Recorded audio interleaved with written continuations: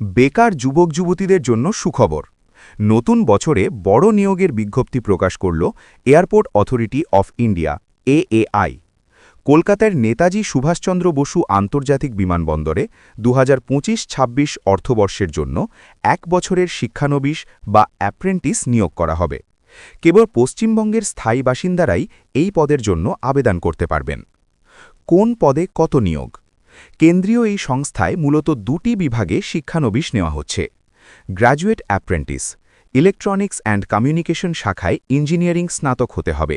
Diploma apprentice, electronics বা telecommunication বিষয়ে 3 বছরের ডিপ্লোমা থাকা বাধ্যতামূলক। মোট 6টি শূন্য পদে এই নিয়োগ প্রক্রিয়া সম্পন্ন হবে। নির্বাচিত প্রার্থীদের প্রশিক্ষণ চলবে সরাসরি কলকাতা বিমানবন্দরেই। বয়সসীমা ও বেতনক্রম। আবেদনকারীদের বয়স হতে হবে 18 থেকে 26 বছরের মধ্যে। তবে সরকারি নিয়ম অনুযায়ী সংরক্ষিত শ্রেণীর প্রার্থীরা বয়সের ঊর্ধ্বসীমায় বিশেষ ছাড় পাবেন। গ্র্যাজুয়েট অ্যাপ্রেন্টিস, মাসিক 15,000 টাকা স্টাইপেন্ড। ডিপ্লোমা অ্যাপ্রেন্টিস, মাসিক 12,000 টাকা স্টাইপেন্ড। নির্বাচন পদ্ধতি ও আবেদন প্রক্রিয়া। আবেদনকারীদের শিক্ষাগত যোগ্যতার নম্বরের ওপর ভিত্তি করে প্রাথমিক তালিকা বা শর্ট লিস্ট তৈরি করা হবে।